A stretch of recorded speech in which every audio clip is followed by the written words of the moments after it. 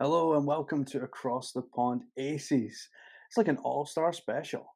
We had the all-star game last weekend, and Samantha, like, how awesome was it to have all-star in Vegas? Not only that, and we'll talk about it later, but we had someone there across the pond. WNBA was represented at the all-star weekend. It was definitely exciting, to have one of our own at the All Star game in Vegas. I know we last week we told our viewers we were not going to be live today, but I think it's good that we are because we are the Aces. Held the All Star game. What better way to talk about this week? Even though we didn't technically play an official game, it was All Star week at our actual in our home, so we needed to go ahead and talk about it. I was technically in Vegas, but again, it didn't count. According to our viewers, it doesn't count. So now I'm just sitting outside on a nice, beautiful day. The sun is out. I'm in the middle of a bench here, so we're gonna go ahead and definitely talk about who was there from us and what they got to experience during that time. And we're gonna go ahead and also talk about the Aces in general of how our actual players did, that whole environment. And I think that's really interesting that we're gonna be able to discuss this time. Yeah, we did have a lot of players in that Yeah. all-star game, all on the same team. And I'm gonna be honest, not a fan of that. But we had Nuriel who was there from New York, and she flew out to Vegas, covered the game for us, and did a magnificent job. By the way, if you check our social media feeds, like some of the videos and reels and stuff that she put together, absolutely outstanding work that she did, and it was nice because she got to go to the press conferences and Yep. stuff. Um, got to speak to coaches. She asked Brittany Griner a question, and there was a lot of hilarity. So go check that out on our social media feeds. But it was nice to be in Vegas. I think more so because we're the champs, and what better place to celebrate basketball, especially because Summer League was also running at the Exact right, yeah. university. Yeah, it was a university campus or university The Thomas Mack Center at the That's UNLV campus. And I think what was nice was, I mean, everything in Vegas is kind of, I don't want to say like in the general vicinity, but within a car ride away from each other. If you're not on the strip, you can get around pretty quick. It's a pretty Uberable city. it. We'll figure that one out. So I think what was nice was you had a lot of people already in town for Vegas, in Vegas from whether internationally, because a lot of coaches, a lot of scouts, a lot of even fans come out from all over to check out NBA Summer League. And while they were there, I think it's exciting that they were also able to get more basketball and be able to go to an all-star game for the WNBA. And I mean, it was sold out. You and I had just finished talking about that, and I had finished seeing, how packed it was, and I think that's awesome that you saw fans of as little kids, you saw fans like older fans, you even saw NBA players that were able to come out who weren't playing in summer league. Like these are veterans. A big one that was there was Dwayne Wade, which we'll get into probably a little bit of him just having announced with the Chicago Sky. And I think that was awesome that he was able to come out and be there and be present. But also, we had Tracy McGrady was there. You had Bam Adebayo. You had a lot of other players, DeMar DeRozan, and he brought his kids. And I think that was really awesome that you're seeing players, especially players who have daughters, who are coming out to the games and being able to show their daughters that it's not just NBA. Even though they play in the NBA, they're showing them that you can do this too. I think that's so important. Me and Michelle have talked about this a lot. That you know, the growing up, like it was dads would always take their sons to the soccer or Yeah, whatever. Whereas now, like dads have this realization, well, actually, you know what, my daughter can be athletic too, yeah, and we are seeing more and more dads turn up to sporting events. Um, and I don't mean just all star games, but I mean even like your local park mhm, where you've got soccer games going on. It's not just because I think there's always like the joke, and it probably comes from the UK. There's always the joke about the soccer mom yeah. who Oh, like we have turns that here in up. the States. You Yeah, you hear the soccer mom. You don't hear soccer dad. Like, you yeah, hear soccer mom. yeah. But what I think what we're seeing now is the soccer mom's kinda being phased out, and Yeah, it's the dads that are turning up, and that's great to see. It is great to see guys turning up and showing up, and I yeah, think DeMar DeRozan's a perfect example of that, yeah, and I think as well, like, the 3v3 girls were there, that had yes. won the gold medal in the world championships, which is awesome as well, so and they're potentially the future of the league because They're the next first round, second round, like, literally first round, second pick. They're going to be the next. I mean, obviously, bearing no injuries, and I would never wish that on anybody. But, you definitely see it coming, that's gonna be them soon. yeah, We're also gonna talk about Aaliyah Boston being the first rookie since, what was it, 2014, 2015? I might 2016. 2016, that's absolutely amazing for a rookie, and I know she's not part of the Aces. Maybe one day she will be. But truth be told, I think that was awesome to see a player her first year making such an impact. You know, we talk about her a lot, and I've definitely expressed how talented she is, even though she's not on the Aces, because you can see talent and you know that she's going to definitely be a player that is going to make a very big impact on the league, as she's already doing so and already breaking like boundaries still. One cool thing, and it happened, and sometimes it's like a small world, and some things just happen. Yeah. So Nuriel's second interview that she did, she was interviewing fans, and she came across this fan, and she was asking him like, "What are you looking forward to about the Mhm. game?" And he turned around and he goes, "Well, actually, one of my best friend's daughters is playing in the game." Oh my gosh. And we were like, "Oh, this is awesome! Like, this is so cool! Who is it?" And all this kind of thing. And it was Boston. Like That's awesome. best friends with his dad, her dad, and like he's there going to see his best friend's daughter. And I thought that's awesome. Like Yeah. because this is a big thing. It's a big moment for her in her career to be a rookie all Mhm. star. Uh, and I mean, she lapped it up every second of it. Like even in the press conferences and stuff, you could see like she was super enthusiastic about the whole event. And it was quite funny because like she's never obviously been to an All Star game before, No. and some of the other players were kind of like, "Oh wow, we feel a bit rushed off our feet. You know, schedule's a bit tight. We need to be here, there, and everywhere at the same time." And she did not care. She No. was like, "Oh, this is brilliant." She's taking it all in, and I think what's really awesome is that, I was reading about this online, she's from the Virgin Islands, and she actually just became a spokesperson or is going to be working with them in some, like, marketing capacities with the US Virgin Islands, like, tourism board. So I thought that was awesome to see that because, she is somebody from there who is making such an impact. So she wants to show other people that are there that, A, promoting maybe people going there in general, but also showing the world that, like, no matter where you're from, you can make it. You can continue to, as long as you have a dream, you can just continue to chase it and continue to do what you're going to do. And she's made such an impact. I mean, going to University of South Carolina, proving the world there, and now being in her first All-Star game as a rookie. This is just her first chapter, in the pros. She's not even anywhere near done. Oh yeah, she's got a long career. You know what I love is the hair and the different colors that she comes out Mhm. with. It is pretty awesome. She is definitely like when she steps on the court, she's memorable, not just for her play, but also for her style. Mhm. You definitely see the hair, you see the pink hair, coming out, and it's entertaining to see because it's like, you're amazed by it. You're like, "All right," like, you see it and you're like, "All right, that's pretty cool." Like, that she has her own personality and her own trademark.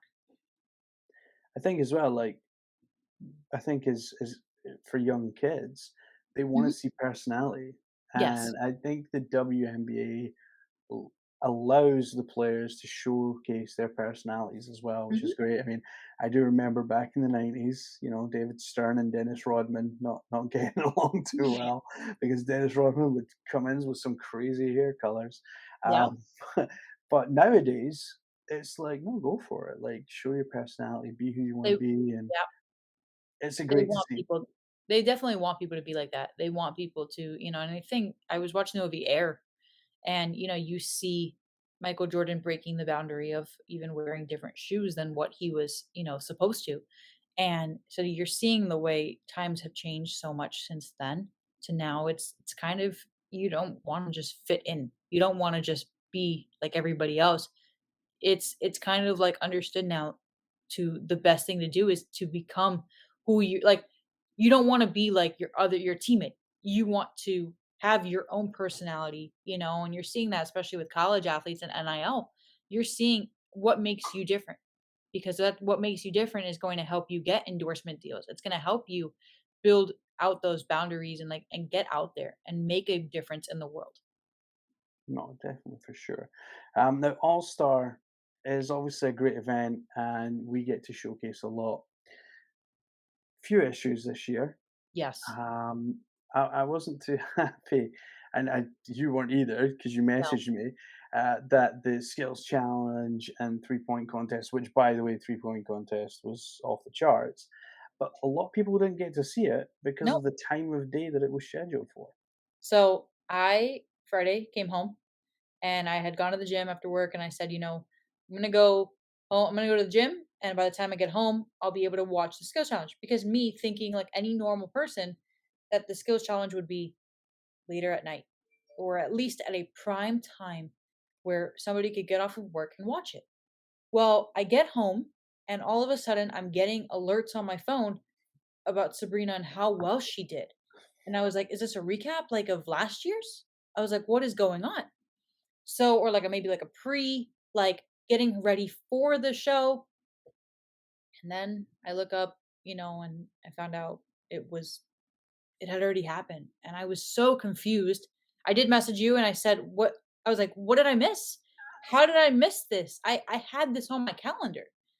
And I was quite upset about that. I think most people were, because who was expecting a skills challenge, to be, I don't even know what time it was at.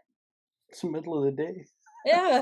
It's like the middle of the day, and it's crazy because even the players themselves were like, "Why are we doing this now? Yes. Like, we should be doing this in prime time. Like, this shouldn't be Mhm. like an afterthought." And I think the fact that it caused so many headlines because Sabrina, like, absolutely killed the 3 point She missed contest, what? 1? one Yep. basket, and now we have this whole Steph versus Sabrina thing that's going to Oh, happen yeah. potentially. I really hope it does. Steph And messaged her, and, for those that don't know, Steph did message her right after, she finished, and they kinda joked about it because he had also done something very, similar? And not really. No, I think he came close, but I mean, Sabrina just knocked it out of the park. that's crazy, but I'm excited for her, she's showing the world that she's being spoken about as per usual, because she is a player that doesn't come around too often, but she's a player that makes herself very well known.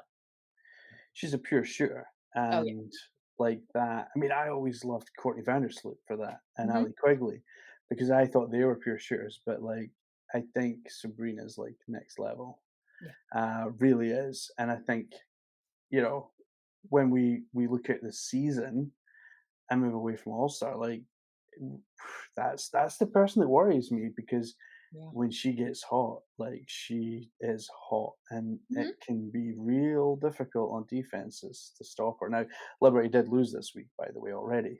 Haha. However, we have a Mhm. game We have a game tonight, tonight. Mhm. so that'll be fine. But they lost to Dallas. The Liberty lost to Dallas. Dallas Didn't have we been also lose to Dallas though too? So we did lose to Dallas as well on the Mhm. second of a back to back. Yeah. But Dallas could be that dark horse this year that kind of throw a spanner in the works somewhere. Well, speaking of Dallas, we just grabbed a player who had been waived by Dallas. We just signed them to an emergency hardship contract. So we've got Ashley Joens on our team. So let's see if maybe she's got some inside secrets about Dallas that we don't know about. Maybe she can go ahead and help us out there. She probably doesn't, but we can definitely we can hope. Maybe she'll come out and surprise us all. It's just a hardship contract, and it's 7 days now. Obviously, we have Williams and Parker both out, and that's worrying because I think I said this at the beginning of the season. Like, I'm kind of worried if we have a couple of injuries. Like, we Yeah. don't have a lot of depth. We have a couple of spare spots that we can't really use because we use our cap for our salary cap pretty much for the team that we've got. Yeah. So it's difficult, but being allowed to sign hardship contracts is definitely beneficial. We've seen other teams do it and it benefit them. I mean, you just look at Carly Samuelson at the Mhm. Sparks. Like, she ended up with a full contract on the back of it. Yeah. I don't think we're able to do that No. unless it's like a bare minimum contract or something. So probably isn't fair on the player. But for Ashley to come in, this gives us the opportunity to have an extra player, add a little bit of depth, but at the same time gives her the opportunity to kind of Yeah. put herself in the shop window, so to speak, Mhm. for other teams that may have cap space and may have a roster spot available for her down the line. And that's always good too. We saw that with we've seen that with other players throughout the season. You see them maybe coming in with one team, getting drafted with one team, getting waived, and then you're able to see that they're able to still show for another team and continue to work on before they go, for example, overseas. They're able to still have that fighting chance to show them maybe it just wasn't a good fit with that one team that they were on, but now them joining another team, they can go ahead and you know, still show the world that they're able to make an impact when, or at least attempt to, right? Because nobody's expecting them to come out and be perfect. Nobody's expecting them to come out and steal the show, but they're still showing, that they can play. And that's good that she's getting a shot to come in, not just sitting at home waiting or, thinking her dreams of playing in the W are crushed. And it's devastating to them because there's only so many spots. And now she's able to come in and still continue. And I think that's great that she's able to do this emergency hardship contract, because it gives not even just her, it gives somebody an opportunity to come in and still have that chance. I think as well, I mean, we look at it next year potentially, and the hope is, and Kathy at the All Star weekend didn't really allude to too much around expansion. But if you think about, next year you could have two more teams in the league. So there could be a spot for someone like Ashley on one of those expansion teams, which I think is good to look at. One last word on Carly Samuelson. We will get to see her in the UK next season because she'll be playing for London. North Carolina. So Not the Lions. yeah, the London Lions. Oh, So okay. she will get to travel up to Scotland. Lucky her. I hope it's a very wintry day, and she will get to play the Caledonia Gladiators, who Yeah. are our women's team up here in Scotland. So, just a side note, if anyone and listeners from the UK want to check out Carly Samuelson, they will be able to do that next year because I think the Lions play in Eurobasket or something like that. So, Yeah. she's going to be playing on that squad, which is cool. Um, in terms of All Star itself and the Mhm. game, I I really raved about the last two All Star games being really competitive, players actually playing defense, players going at each other. Unfortunately, I can't say the same about this one. Like, there was no defense. There was at one point, I was on the phone with my dad watching the game, and again, I've brought my dad up a couple of times, when we film, and he's not somebody who knows anything about basketball at all. And I told him, I was like, Dad, watch it, right? I was like, oh, it's on TV, so he decided to check it out. And there was a beginning play, and you could see like Brittany Griner went in to make a basket, and nobody was even defending her at all. And my dad was like, nobody defended her. And I was like, it's All Star. Like, I was like, yeah, they could have. If this was a real game, they would have, but they didn't. My favorite part, truthfully, was those 4-point shots that they were making. I thought that was really cool, and you could see a lot of the players really wanted to make those 4-point shots and have that on their list to do. So that was really cool to see. But as for actual defense, like at one point, I think they were even like laughing about it at times, like when they would go, like when they were trying to defend. They weren't taking it seriously. But again, I see both sides, right? You have to see both sides in it because I think a big thing is you want to make this fun. it's not a real game, right? And you obviously don't want to injure anybody, right? You don't want anybody to come out of this with a black eye. You don't want anybody to come out with this. This is supposed to be a fun game, all-star game, you know. Now, do you had mentioned you said I think last time we spoke about this was that um a big part is a little more competitive. And this time it was, players were taking it a lot more nonchalantly. And maybe, maybe I hope that's not a trend, but I think especially like the aces, for example, they're not trying to have any more players injured. There's already been a lot of players that have been injured, so I think they were taking it very light.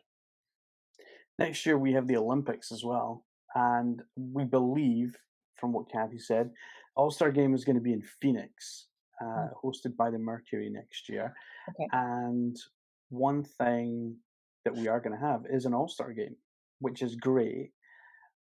And I do hope they kind of go back to that format where they have Team USA against Team WNBA, because I think it will be competitive. Now, you then have the WNBA players then have 2 weeks off Yeah. because obviously the Olympics are on, so we don't have games for those 2 weeks. Yeah. But like, I really just hope we go back to that kind of setting because, like, and I agree with you. Like, I don't want to see players getting injured. No. It could really hurt a team's season if Yeah. someone got injured. Like if we lost Asia Wilson or Kelsey Oh Plum gosh. or any of them, like that could be devastating Jackie, for our season. Chelsea. It could be devastating. So I don't want to see anyone injured. But I would say the defensive effort was -10%, Yeah. and I want to see it around 60.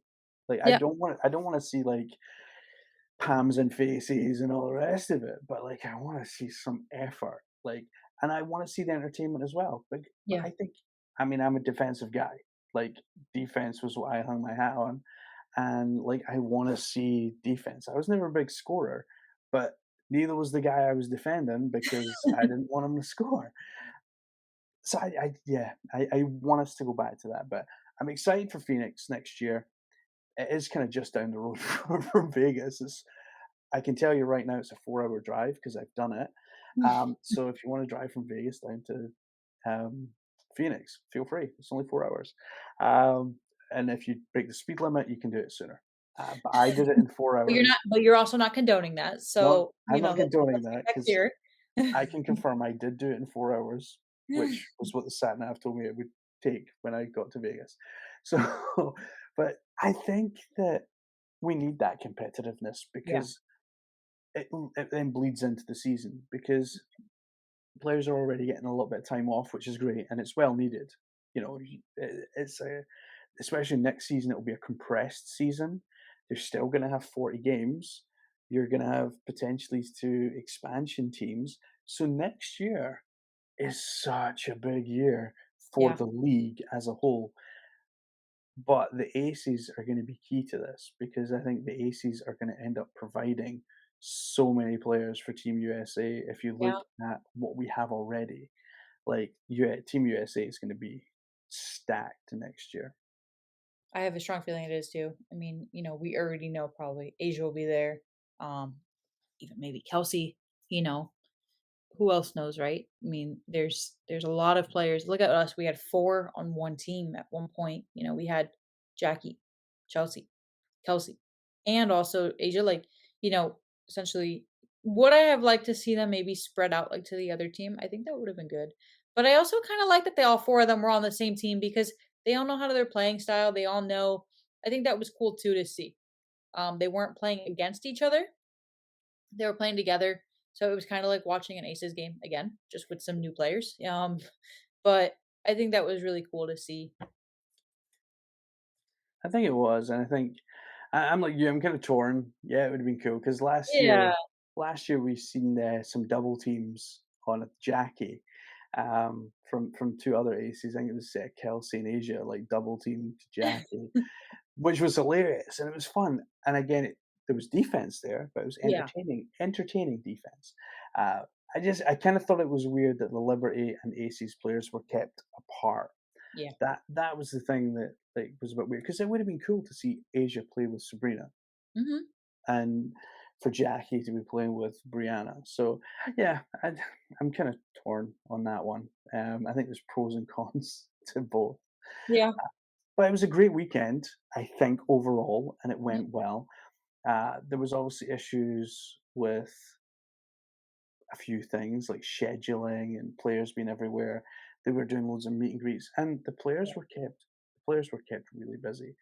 And I kind of think that the skills challenges, 3 point shootout, like the only players involved were players that were going to be playing an All Star game, and I kind of think the NBA All Star game is terrible. But one thing they do is they will bring in players from Mhm. other teams to take part in these skills challenges and events and stuff, and do meet and greets and stuff. And sometimes I think it takes a little bit of pressure off the players that will be playing in the All Star game Yeah. because maybe they don't need to be quite everywhere. So I think we maybe need to look at that next year. But I think overall it was done well. There was the issue where Kelsey Plum did bring up a good point where Mhm. you know players should have tickets available for them if they want them. Yeah. If they They want to should have. go, they should have availability to tickets. It's not a huge league in terms of pool No. of players. It was 143 spots. Not all of them are even used, so I No. think you're probably down to 135. Then you've got players that won't want to go. Not that they don't want to go, but like they'll take the rest rather than travel and go watch Yeah. a game, then travel again. So like you're not going to get all the players going. So I kind of agree. Like it would be nice to have availability of those tickets available for Mhm. players. We do see NBA players at the NBA All Star game, and obviously celebrities and all that. Usually Kevin Hart is jumping on Shaquille O'Neal or something like that, or tackle fall. Mhm. So we do see that, and it adds to the event. But like this, like you said, like the celebrities, Dwayne Oh, Wade. yeah. It was Kathy in her press conference was talking about getting a phone call from Dwayne Wade and how her kids thought it was amazing that she was getting a phone call from Dwayne Wade. Um, like my mom's cool, I'm getting a call from Dwayne Wade. And then, but it was all about him buying into the sky, Mhm. becoming an owner or a part owner in a WNBA team, and through the new CBA, the NBA players are now allowed to do that. Could we see like this become a trend where more NBA players start investing in the WNBA? And how Oh, yeah. important is that? Because a lot of these players obviously have daughters as well that they might want to aspire to play in the WNBA one day. I thought it was really interesting. So, at the pre for the All-Star game, Dwayne Wade was actually being interviewed, and he kinda talked about how, like, after he did everything with this guy, people were calling him other, like, players were calling him and saying, like, "Hey, how do I get into this?" And I think the big thing he said was, "These players wanna do it. They're just not entirely, like, sure how to." So, he was kind of like I don't know if he personally gave them advice because I wasn't on the phone with them. But, What kind from of what agent are you? You should have I been. mean, unfortunately, I'm not Dwayne Wade's agent, so I wish I was, right? But, like, maybe one day. Um, I think truth be told, we're gonna start to see a new trend of players becoming educated into how to go ahead and invest, and how to go ahead and really they're interested in it. You're seeing players at games, you're seeing players, like you said, even with their daughters. And I think for them to go ahead and now have a player like, a role model to them, going ahead and already kind of making his stake in the industry and doing it, there's going to be it's like a domino. Once one of them does it, another one will too. So we already know with Dwayne Wade going ahead and doing it, there's going to be another player that will soon, especially in their local markets. I mean, Dwayne Wade is from Chicago, you know, he went to Marquette. He has that background with that area. And who knows who the next player will be to go ahead and do it. I mean, you see LeBron do a lot already with the WNBA. He's a huge another like pretty big name in it. But let's see who else will go ahead and actually like invest in a team. And we've even seen our aces. Mhm. We have a pretty big investor in Tom Brady. I We mean, love you Tom don't Brady. you don't get bigger than that. I hate Tom Brady. Um, but he's one of those guys. You either are a Patriots fan or you're not.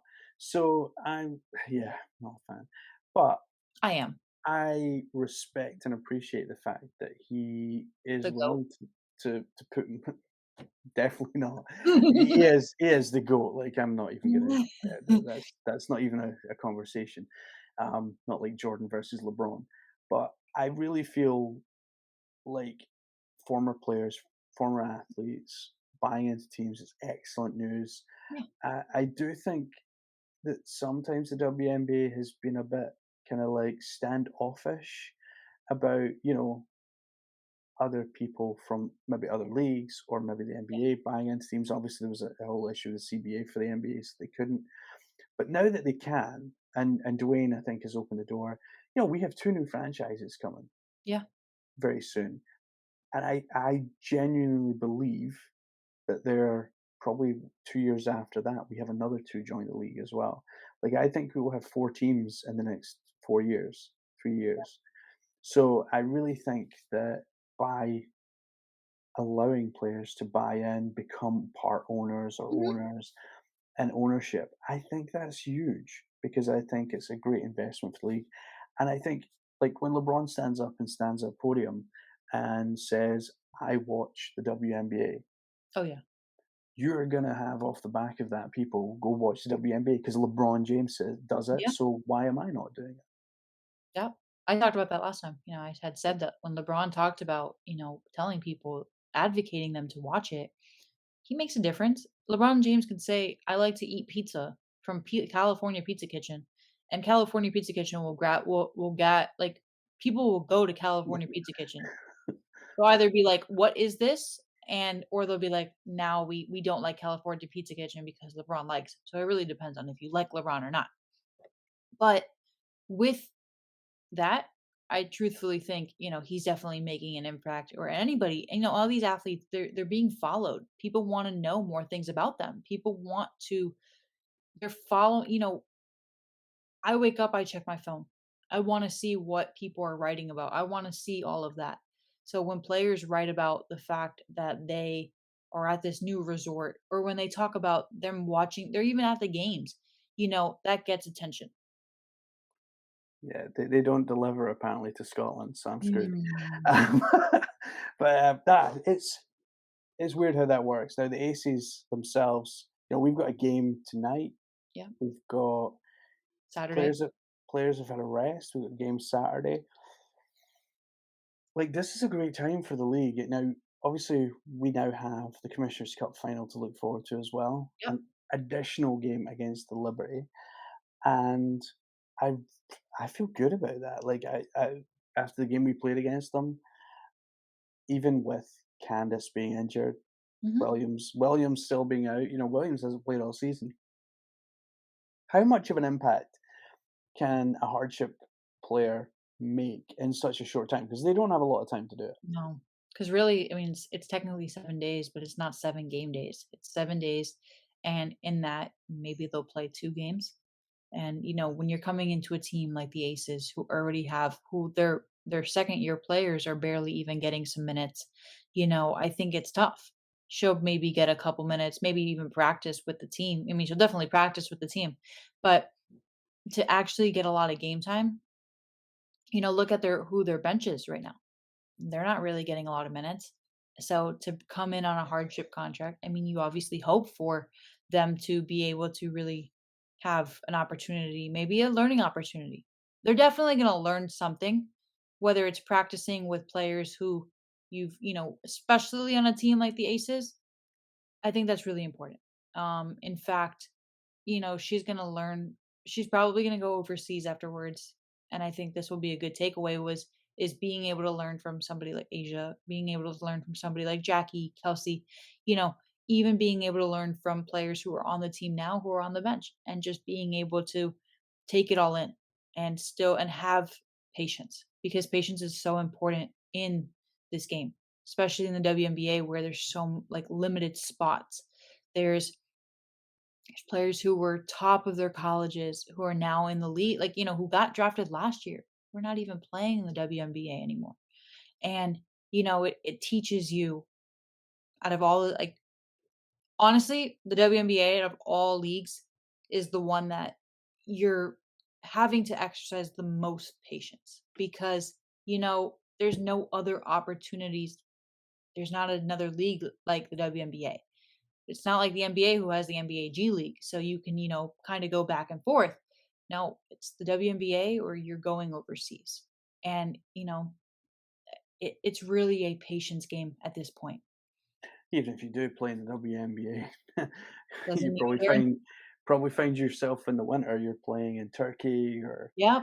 because even Brianna Stewart, who's one of the best players in the league, flies out to Turkey, Yep. and earns far more money out there than she does, here or in the US. So, All-Star game, though, an All-Star weekend, I think overall a success. Yes. There's definitely some learning points and definitely some stuff that, the league can build upon. I do think we need to have that competitive feel Yeah. back. I think we will get that next year because of the whole I think they will, and I hope to God they do, Team USA against Team WNBA, because Team WNBA gave them their only loss, Mhm. which is interesting. So, yeah, I think it'll be awesome. The good thing is it's in Paris, so I'll be able to watch these games with not having to stay up till like 3 in the morning, which is awesome. Like the Women's World Cup is on right now for soccer, and I'm Mhm. having to, like, wake up at 2 in the morning to watch Team USA, so thanks so much for that. Just because it's your prime time. But, nah, it's fun, and, like and I think with the Aces and the way that we're set up, Mhm. you talked about not using the bench and utilising that. It's a big bugbear of mine that Becky, at the beginning of the season, really wasn't using the bench. Yeah. It's a big bugbear of mine with any team I watch because I think you get the best out of your players if somebody's out of rhythm.